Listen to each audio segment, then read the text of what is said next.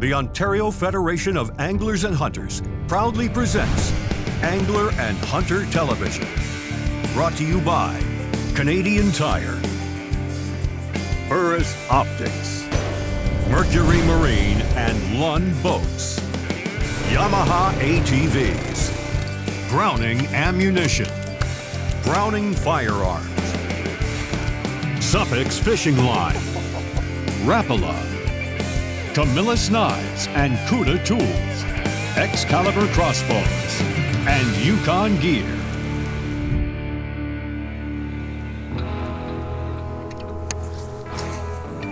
The cool nights and warm days of September are a sure sign that fall is in the air. And for many anglers and hunters, it's time to put away the boat and dust off the shotgun. But for bass fanatics like me, fall is the time to start cranking things up. You know, if you get out for 2 or 3 hours afternoon, between say, 1 and 4, in the warmest part of the day, crankbaits can be dynamite. I got 3 or 4 different crankbaits tied on. I got one that goes 7 to 10, I got another one that goes 14, and another one that goes 16. And I'm just basically fishing break lines and casting this crankbait. Any fish that's active, pike, bass, they're gonna hit it. Water's cold, leaves are all changing colors. Like there's docks and lots of lily pads and stuff, but there's no fish in that. They're all on this break. Shorter days and cool nights bring water temps down pretty quickly in the fall, meaning bass move out of the shallows to secondary cover. Look at those beefers. And load up in areas where they will spend the winter. Got them. Big bass. I was cranking this break. I'm in 16 now, but I was up in 12, 13, and this bait just runs 10. And I got bumped just as I was getting it to the boat. So I cast out, cranked it down 3 turns. Oh, he's barely hooked. Oh, what a beauty smallie. Oh, the net's at the back of the boat. It's just in his front lip. Look at this fish, is strong. Nice smallie. Oh, look at that! I knew he was barely hooked. Holy smokes. That tells me one thing though, I gotta fish a little deeper. I'm gonna put that DT14 on. Nice smallie. Look at that. Gorgeous fish. Look at the color of them in the fall. They just turn into tigers. Now I'm throwing 14-pound Suffix Advance on that. A pretty heavy line. So I'm not worried about them breaking the line. I'm just worried about them getting unhooked. But beauty smallie. Whew, awesome when you get them to come back and hit that crankbait second time. Man, that was a nice one. It's funny, I marked a lot of fish off the side of that island right there. And I marked a fish right here. Just drilled it. Just like that. Oh! Whoa, it's a moose! Did you see that thing jump? I felt this bait hit the bottom once. And literally, my line just went stiff. Oh my good God, come on. I think that's a big fish. I might have to run to the back for the net. Oh yeah, this is a good one. Oh no, don't get off. Oh, he's got the bait right in his mouth. See that thing hit the air? Come on. I got him. Oh. Another beauty smallie. Oh, he's got that thing all over his mouth. I gotta go up front and do some work with the Cudas. Gotta love when fish are aggressive in the fall and they're eating crankbaits like that. I don't know how this guy's hooked. He's hooked all over the place. I'll get you, buddy. Don't you worry. I'm here for you. Oh, yeah. I got this guy figured out. Wow. This fish wasn't going to get off in 6 weeks. What a beefer. Look at that guts on that. Just leapt. When it leapt, I thought, oh, I got a 5-pounder, but it's no 5-pounder. Still a good smallie. Get bigger. Oh!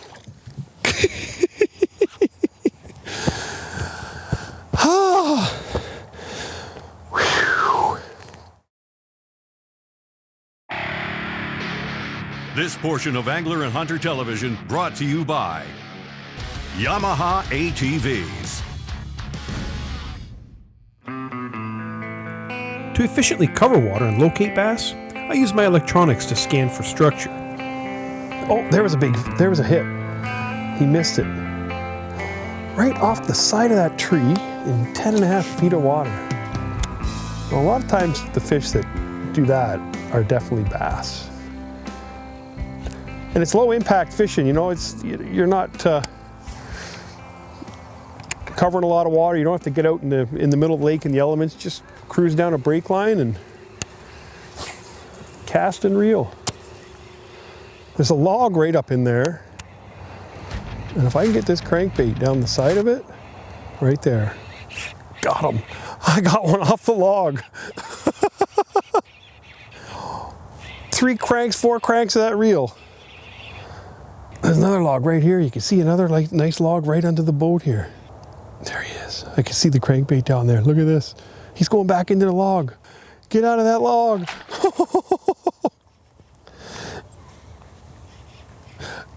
Almost went back into that tree. I'm gonna get you. I'm gonna get you, Mr. Largemouth. Oh my God, why did I do that? I got him. Woo! I saw that fish coming down the side of that log. Largoony. Where's the cootas? I got one hook in the little meat there. Beautiful. It's not the warmest fall day, but the fishing's pretty hot.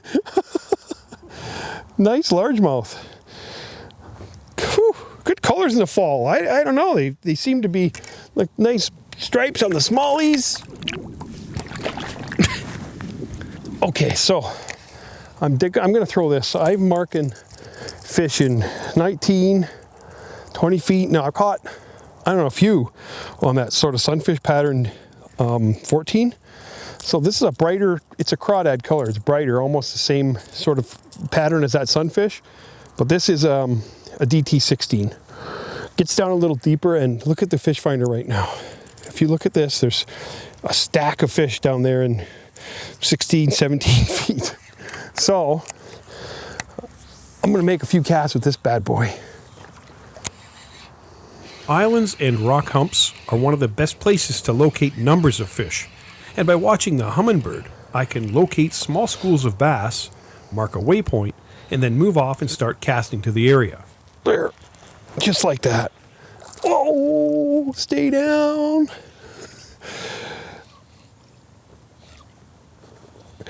So remember, keep your drag somewhat loose and don't pull too hard, and let the rod do the work. You don't know how good a fish is hooked when they bite a crankbait. Especially like these DTs, it's a pretty big profile bait. Okay, you want to swim under the boat? You go right ahead. It's not even that big of a bass. Whoa! I was going to go for the net, but just the way he was coming up, I thought, I'm just going to lift him quick. Be careful of hooks. That's a nice little fish. Now, I'm still marking fish under the boat, so there's probably 3 or 4 smallies swimming around here. Oh man, he got that top hook. Look at that. Right in the top of the mouth. Good looking little bass. But look at the bait he's eating. Crazy. That's a peanut. Go on and get bigger. Now, not every lake is the same. To make the most of the fall bite, I look for oligotrophic lakes with rocky basins and limited weed growth. Boulders, timber, ledges, and humps are all bass magnets in cold water. I just caught that little guy here on the edge of 17 feet. He's off. Nope, he's back. I just can't believe that. Before I could even react, bump. I got a bump on that crankbait down there. Look at this. Oh, he just came straight up. I can't believe it. I was almost back to the boat. Look at this fish bulldogging. And then he hit almost right under the boat. Ooh. But it was a quick bump and then there was nothing. And then he caught it again, straight under the boat. He is dogging down there. I got you beat. Ooh, that's a good fish. Sorry.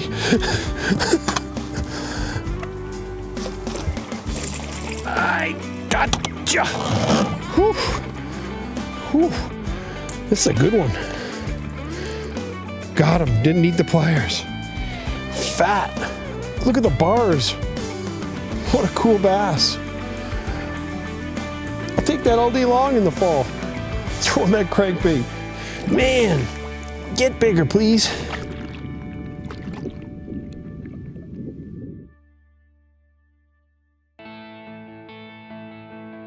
This portion of Angler and Hunter Television brought to you by Minn Kota and Humminbird. Rapala's DT series of crankbaits are probably one of the most underutilized lures available. I find most anglers think they're for trolling, or that they get snagged too often. Yes, you can troll with them, but casting is the best way to get the most out of them. And if snagging them is an issue, it just means you're fishing them too fast. One thing about throwing crankbaits is they're light. You don't get fatigue of hurling around a half-ounce spinnerbait or something, but I mean, since I switched to these 13 rods and reels, my wrists don't hurt. I can just cast. It doesn't feel like I'm holding a lot of weight in my hand. And when the fish bite, it goes right through the rod. It's crazy. It's so cool to be using a rod and reel that makes fishing easy, especially when you're doing this. I mean, I'm not pounding the water, power fishing, but I am making a lot of casts. But there's a tiny little crankbait, cast it on a bait caster with ease. And for crankbaits, you want to use a rod with a moderate bend in it, not a fast or extra fast action. So this is a medium action rod, but has a moderate bend. So look at that. You want the tip to really be bendy so that crankbait vibrates, and if a fish does bite it, it'll load up. But you do want this to be fairly heavy back here because you can catch big fish on crankbaits. Oh, there's a tree in the water right here. I gotta crank it. Man, that's okay. There's lots more logs along here. Fish. I got a big one off the stump. Oh my, whatever it is I got's big. Oh, it's a pike. I thought I had a giant bass. Please don't steal my crankbait. Please don't steal my crankbait. And now you see the rod bend, and I got lots of drag with a crankbait. So you don't pull hooks. Oh no, I'm gonna lose my crankbait. I'm gonna net him. I don't wanna lose this crankbait. Oh no, don't do that, don't do that. I need this crankbait. I got it. Oh, decent chunky pike, but look at that crankbait. He swallowed it.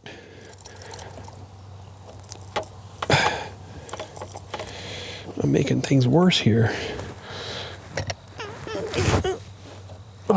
Oh, they're right in front of me. I'll be all right. Oh, I thought I had a giant bass. A lot of the aggressive fish in the fall that are shallow are pike and smaller bass. There, I did it. I'm gonna check my line. Now this is that suffix advance. It's a pretty tough line. Nice pike.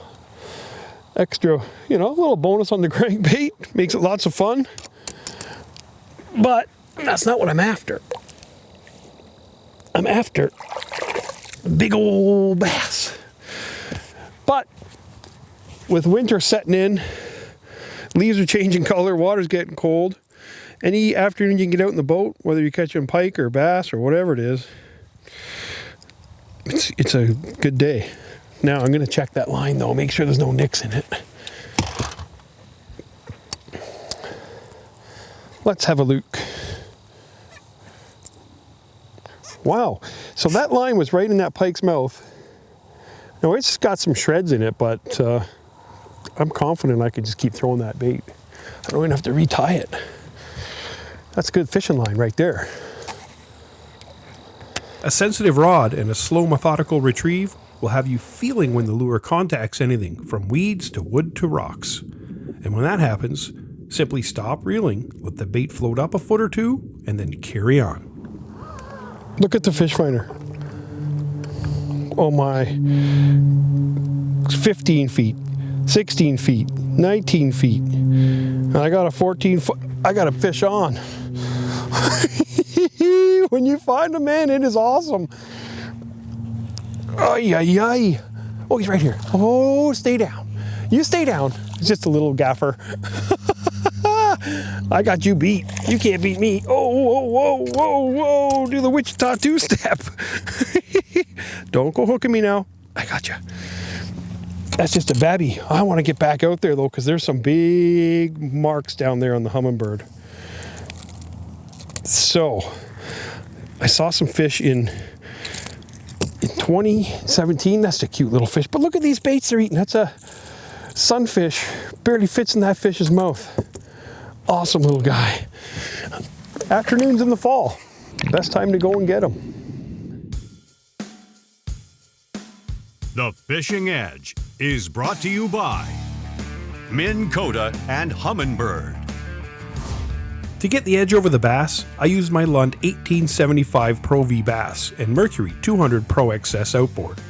I scanned the lake using Humminbird's Helix 10 side imaging. And once I found the fish, the Minn Kota Spot Lock kept me right on the sweet spot. I cast a variety of Rapala DT Series crankbaits on a 7'2" medium action 13 fishing Omen rod and 13 fishing Inception and Concept reels, spooled with Suffix 832 braid and a Suffix fluorocarbon leader. A Lucky Strike net and Cuda tools made sure all the fish were landed and handled with care.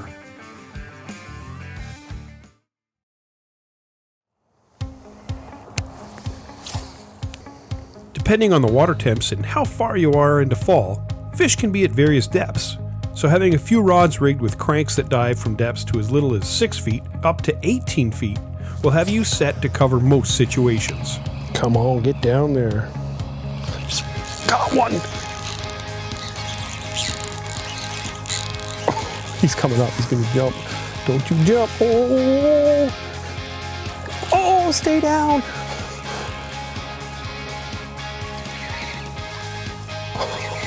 Oh, this one looks big, man. Oh, it's a beauty! I knew if I got down there to that 19 feet, I could pull one of them fish up. This big, it just jumped right there. Couldn't even get out of the water, it was so big. Come on. Come on. Come on. Oh, just got him hooked in the corner of the mouth. No, don't get off. Don't get off. No, don't get off. I can't believe I put the 16 on. 3 casts into it. I got this one. I did it. Oh, my heart when I saw him flopping out there. I thought, oh, that's the biggest fish of the day. Just came off. Look at that. Shattered nerves. Wow. Well, the net's, oh, the lure's in the net, but I was going to show you this. Whatever. It's just awesome. Nice fish. Big old fall bronzeback. Man. Crazy how they just crunch onto that thing and then your line goes tight. It's the weirdest bite, but I'm telling you, proof's in the pudding. Crankbaiting in the fall pays off. Nice fish. Get bigger. Gone. I'm exhausted. It's amazing how when you think a fish is going to get off, you get nervous, but I'm pretty excited being able to find those fish like that just by changing the depths and throwing a crankbait. Summer's over, leaves are changing color, and it's almost deer hunting season, so that was great.